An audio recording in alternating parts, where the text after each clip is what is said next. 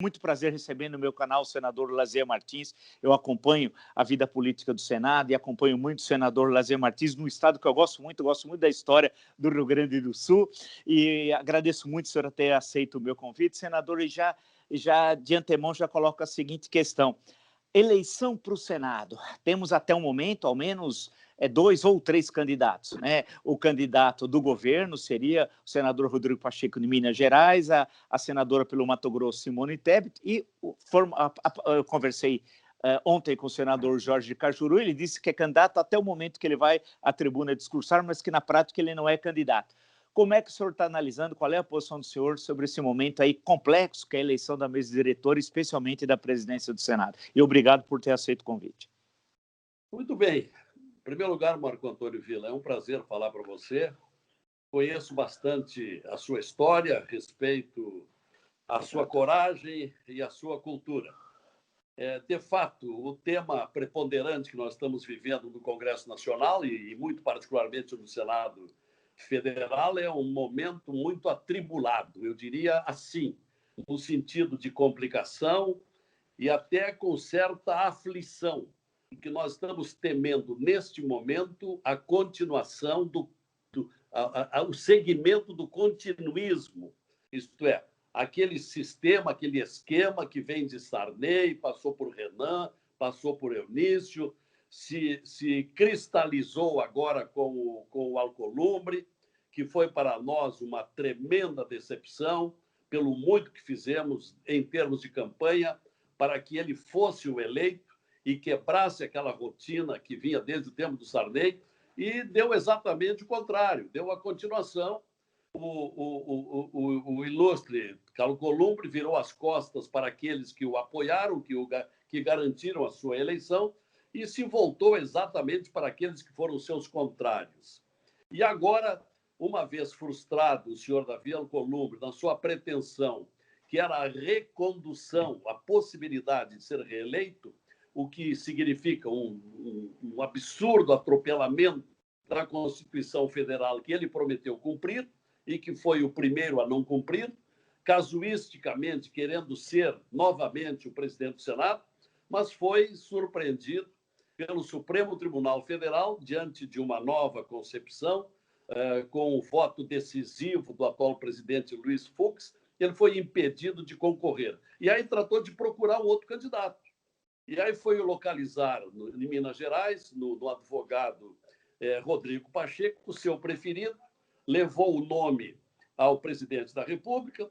O presidente da República, já muito íntimo de Alcolumbre, por negociações internas, principalmente pedidos reiterados de que não permitisse jamais processar o Flávio Bolsonaro na Comissão de Ética do Senado, e dali uma barganha que não é desconhecida pela maioria dos jornalistas que trabalham em Brasília. Qual foi a barganha? A barganha que hoje significa a possível vitória do candidato de Alcolumbre, isto é, as emendas parlamentares extras durante o inverno, junho, julho e agosto, a pretexto de socorrer estados e municípios, o que até certo ponto é verdade, mas não totalmente, distribuiu seletivamente, discricionariamente, discriminadamente, distribuiu verbas para 45 senadores atenderem os seus estados. Entre eles, 2 do grupo Muda Senado, nossos conhecidos, Plínio Valério e Marco Duval, que vieram a nós dizer, olha, eu recebi essa oferta, não posso rejeitar, porque o meu estado é pobre, precisa disso. Nós dizemos, mas você tem que levar em conta o seguinte, se trata de uma distribuição de verba discriminatória, porque não foram procurados para isto o senador Uriovisto, o senador Girão, o senador Álvaro, o senador Alessandro Vieira, o senador Lazier, não foram procurados. E o Olímpio, que foi procurado, fez uma pergunta ao Alcolumbre, escuta, essa verba é para todos? Ele, não é para todos. Não, se não é para todos, eu não aceito. Então, esse episódio, Vila, é muito importante, porque ele tem repercussão agora, ele é antirrepublicano, isso identifica uma gestão que é coroada por outros eventos. Por exemplo, jamais ter reunido a mesa do Senado, é uma mesa constituída de 7 integrantes, um presidente, 2 vices, 4 secretários, eu sou o segundo vice, jamais tivemos uma reunião da mesa em 2 anos, a não ser numa exceção rápida, em fevereiro do ano passado, para decidir a cassação da senadora mato-grossense, Selma Arruda. Aliás, vítima de uma grande justiça, porque houve gente que fez coisa muito pior do que ela, que recebeu uma caixa 2 na época da pré-campanha e, por isso, foi cassada do seu mandato. E teve gente muito pior, que fez coisas piores e até hoje estão com processos engavetados. Então, para concluir, Vila, nesse primeiro questionamento, nós estamos agora nesse impasse.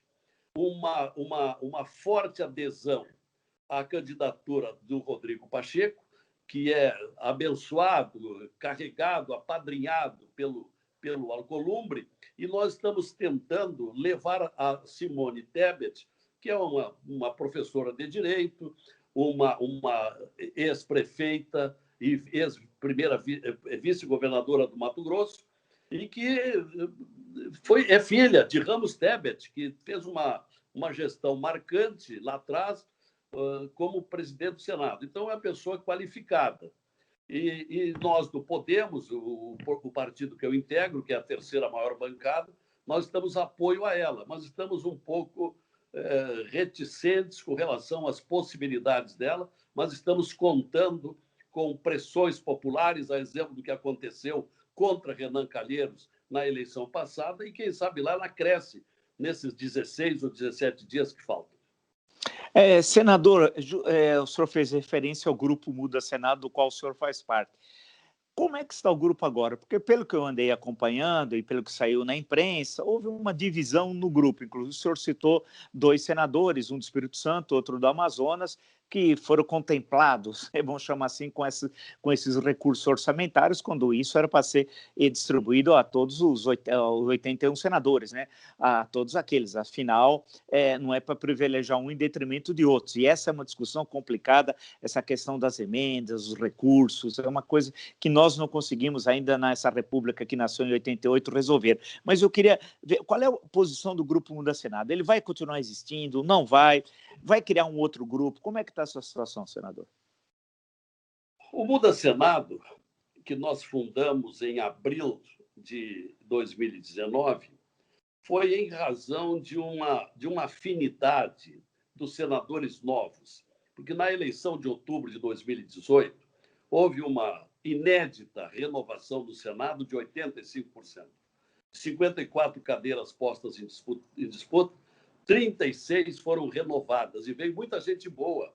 Vieram aí, no mínimo, uns 10 senadores, muito íntegros, muito retos, muito honestos, muito altruístas, muito idealistas, que acabaram se aproximando do Álvaro, de mim, do Regufe, que eram os mais antigos, e aí resolvemos, num café da manhã, resolvemos criar o Muda Senado. Só que com a evolução dos tempos, o velho esquema de oferecer benefícios com o Alcolumbre de presidentes, olha, eu te dou uma relatoria importante, que aí o relator aparece muito, eu te concedo um gabinete mais qualificado para você trabalhar, e depois a questão das emendas. E essas tentações, que sempre foram muito comuns no Congresso Nacional e na política em geral, ela acaba conquistando alguns. E aí o nosso Muda Senado, que começou nas primeiras reuniões com 22, caiu para 17, hoje nós seríamos 15, mas já tem 2 que estão contrariando a nossa doutrina. Então, nós resolvemos, nesse momento, não discutir o Muda Senado e valorizar o Podemos, que o Podemos tem um programa, hoje já teve 12, hoje tem 9 integrantes, de qualquer maneira ainda é a terceira bancada, e com essa bancada estamos tentando levar adiante. Mas veja que ainda com essa bancada de 9, tem 2 senadores que comunicaram que vão votar no Rodrigo Pacheco, que são o Marco Duval e o Romário. O Romário ainda me telefonou anteontem de noite dizendo, olha, eu vou votar no Pacheco porque vejo que ele tem méritos, por isso, por aquilo e tal. Então, a rigor, nós somos votantes efetivos, compenetrados, somos 7 no Podemos. Senador, por que é tão difícil mudar os hábitos pouco republicanos existentes no Senado? Para ser muito educado, quais são as principais dificuldades? Eu imagino que não é fácil, porque parece que uma luta fadada ao fracasso, né? Por que é tão difícil mudar? Olha, Vila, há uma cultura desses vícios.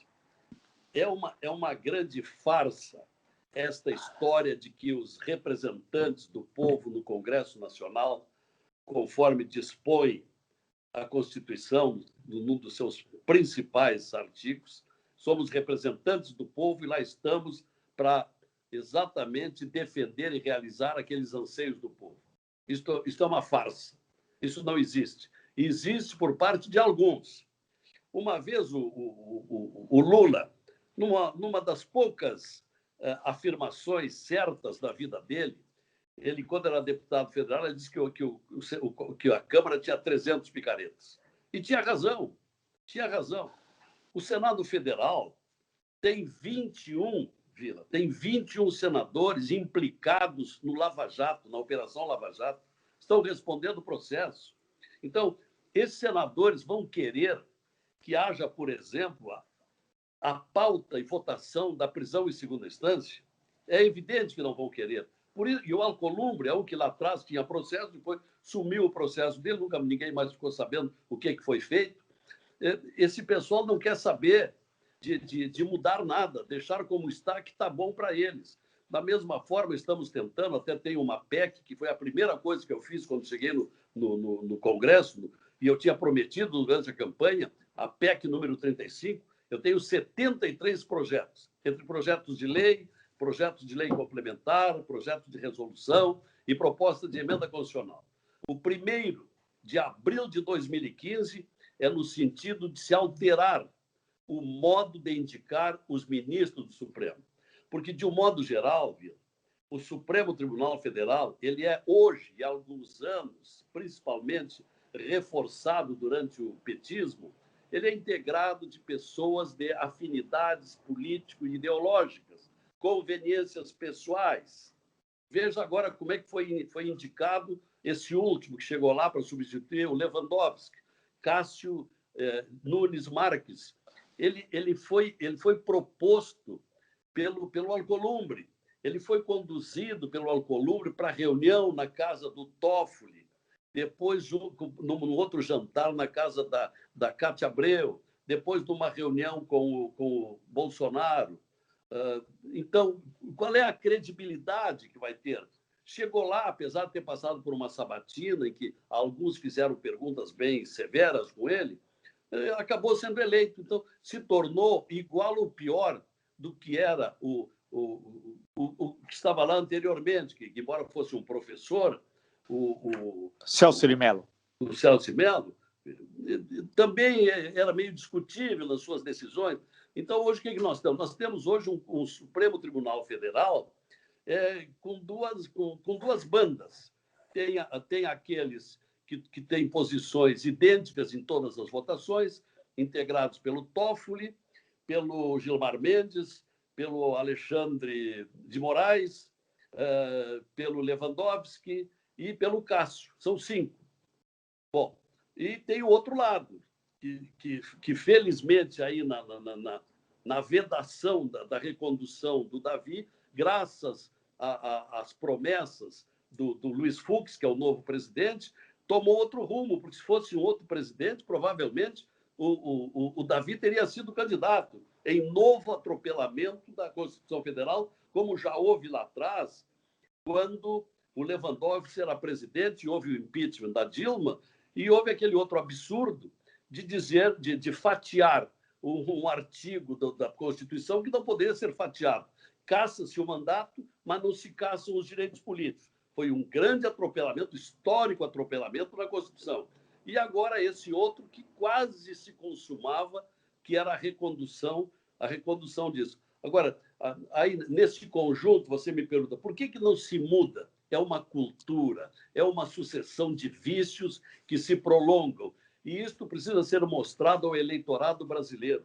Nesse particular, com a eleição passada, já houve uma melhora, mas precisa mais ainda, precisa conscientização. O brasileiro precisa tomar consciência de que a eleição para o Congresso Nacional tem repercussão na vida particular de cada um. Mas isso tem demorado muito. Sobre o voto, né? Eu acompanhei em 2019, início de fevereiro, 2, a eleição do Davi Alcolumbre. Foi uma confusão total. Teve até uma senadora, a Cátia Abreu, que resolveu pegar o material que estava na mesa de trabalho em frente a quem estava presidente de sessão, que era o Davi Alcolumbre, e resolve subtrair. E hoje é cabo eleitoral dele, E hoje é cabo eleitoral, veja como é que são as coisas. Todas aquelas cenas, o Brasil inteiro assistindo, teve momentos, e ao mesmo tempo de muita firmeza, e o senhor lembrou os jovens senadores eleitos com firmeza, discutindo, e parecia que aquilo ia mudar. Aí entrou a discussão do voto, porque dizia, se o voto fosse secreto, o Renan venceria, porque muita gente secreto votaria nele, mas o voto aberto ele perderia, tanto que ele acaba retirando até a candidatura dele, quando foi discutido essa questão do voto aberto. Agora, como é que se coloca essa questão nessa eleição, senador? Bom, nós lutamos muito pelo voto aberto, e também é um projeto de lei, um projeto de resolução de minha autoria, um projeto de lei que, lamentavelmente, o Davi se negou de cumprir. E aí eu fui para o Supremo com o mandado de segurança. No primeiro momento, o ministro Marco Aurélio Mello deu a liminar, mas na noite de véspera da eleição, o presidente, na época, era o Lewandowski, ou o Dias Toffoli, não me lembro, quem cassou aquela liminar e negou o voto aberto. Mas aí nós combinamos que quem fosse votar naquela eleição fosse para a tribuna, para o microfone, e mostrasse para as câmeras o seu voto. E aí a coisa complicou, porque quando o Renan percebeu isso, ele foi ao microfone, desistiu da candidatura, e o Alcolumbre acabou vencendo. Quando chegou aos 42 votos, se deu por encerrada a votação, não se foi até o fim, e deu como eleito. E agora, neste pleito, você pergunta, mas e agora, o voto aberto convém ou não convém? Pois paradoxal que pareça, Vila, tem muita gente, pelo menos do meu lado, do nosso lado, que está achando que é bom. É bom porque é a única maneira de nós garantirmos algumas traições. Porque tem gente que recebeu a famosa emenda parlamentar extra, que tem compromisso conosco e que não pode votar a nosso favor porque está comprometido. E o voto secreto, nesse particular, desta vez, nesta circunstância excepcional, pode ser bom. O senhor pegou o governo Dilma, o governo Temer e o governo Bolsonaro, né? Nesses 6 anos, cerca de 6 anos de Senado. Como que é a independência do Legislativo, especialmente do Senado, frente às pressões do Executivo? São presidentes diferentes, de partidos diferentes e que têm forma de ação política, ao menos no campo ideológico, distintas. Dilma, Temer e Bolsonaro. Mas qual é a relação dos três com o Senado Federal? Bom, para começo de conversa, eu quero lembrar a você, Vila, e aos nossos teleouvintes, que Fernando Bezerra esteve no governo Lula, não, no governo Dilma, no governo Temer e no governo Bolsonaro, onde atualmente é um dos líderes, né? Ele é líder do Senado, ele é líder do governo no Senado.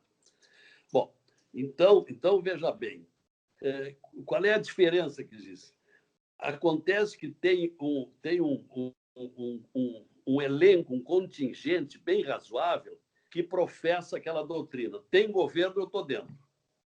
Que é o que nós estamos vendo de novo. Por quê? Porque recebem benefícios. Esse é o problema maior, é o trambique, é a imoralidade, é a barganha que nos deixa olhando suecos e alemães e tantos outros que nos causam inveja, é que sem barganha não se consegue nada. Por isso, o nosso grupo cada vez vai se apequenando, porque nós não aceitamos a questão de distribuição de cargos, não nos interessa. Isso não é prioridade, isso é secundário, porque a entrega de cargos, o excesso de funcionários, não é? A indicação de senadores para fazer determinadas representações do exterior, agora você vai para a Ásia, você vai para a Europa, isso aí é prêmio, né? Tem diárias polpudas, tem a glória de representar, isso tudo cativa. Eu não queria usar essa palavra, mas isto compra votos. Até mesmo a distribuição de gabinetes. Quem distribui gabinete é o presidente do Senado, já de um ano para o outro, já tem algumas reservas dos melhores gabinetes.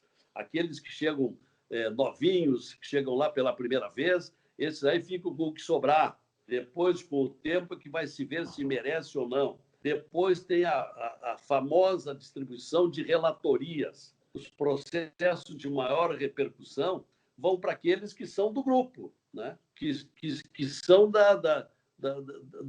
do mesmo naipe, da mesma ala de quem está na presidência do Senado. Enfim, há várias formas de negociações, para não dizer negociatas. E é isso que corrompe, é isso que caracteriza o nosso Congresso Nacional e que acaba repercutindo na vida de todo o Brasil, porque com isso não se decide as grandes questões. Nós temos nos batido muito, por exemplo, pela reforma do regimento interno. O regimento interno do Senado, que é muito antigo, o regimento interno do Senado tem 50 anos, é de 1970, pois o regimento interno do Senado confere poderes demasiados, absolutistas, ao presidente da Casa. O presidente da Casa escolhe as pautas ao seu belo prazer ou ao seu belo desprazer, como bem ele entende. Quando o Senado Federal é, na verdade, um colegiado. Então, não tem sentido 26 estados, mais o Distrito Federal, escolherem cada um 3 senadores que vão para lá para obedecerem às escolhas do presidente da Casa, sem possibilidade de contrariar, de contestar. Por quê? Porque ele amealha um grupo favorável que o protege, e aí nós não temos uma legítima democracia dentro do Senado Federal. Essa é uma realidade. Senador Lazier Martins, agradeço muito a gentileza de o senhor ter atendido o nosso convite. É um momento complexo da vida política brasileira, muito difícil. Eu imagino o que é a tensão do Senado, e além disso, em plena pandemia, em que fica tudo mais difícil para fazer política, né? Para se reunir, conversar com os colegas, atender as demandas, conversar com os eleitores, né? É tudo mais difícil. Aquilo que no gabinete recebe prefeitos, recebe deputados, recebe eleitores do seu estado, nessa situação anômala é impossível, tal. Então, agradecer muito o senhor e desejar, né? Acho que boa sorte para todos nós, para que o Senado possa ter uma vida melhor, né? Mais republicana, e vamos torcer que tenha uma boa eleição, que tenha um bom debate, né? Que não fique nessa política de cooptação dos senadores por parte do Executivo. Então, agradeço muito o senhor ter aceito o convite. Foi um prazer, Vila, e você pode nos ajudar muito. Você sempre teve uma voz muito forte no Brasil, muito conhecido, suas posições são muito bem definidas. De outra parte, chega a ser um pouquinho constrangedor, nós estamos falando nesse momento no drama da eleição no Senado, quando vivemos esse momento trágico, constrangedor, que é a pandemia. Mas não podemos perder de vista também de que a longo prazo, a médio prazo, as escolhas para a direção do Senado Federal repercutem sobre o Brasil. Estou sempre à sua disposição e o cumprimento por esse programa que ajuda bastante a propagar as nossas ideias para dizer, olha, lá dentro do Senado Federal, nem todos são do continuismo, nem todos são das velhas mazelas que caracterizam o Senado há tanto tempo, as pragas da política, que são o patrimonialismo, não é? O fisiologismo e o corporativismo. Essas pragas, lamentavelmente, dominam no Congresso Nacional e nós precisamos combatê-las. Perfeito, senador. Tá bom, até a próxima, então. Até a próxima.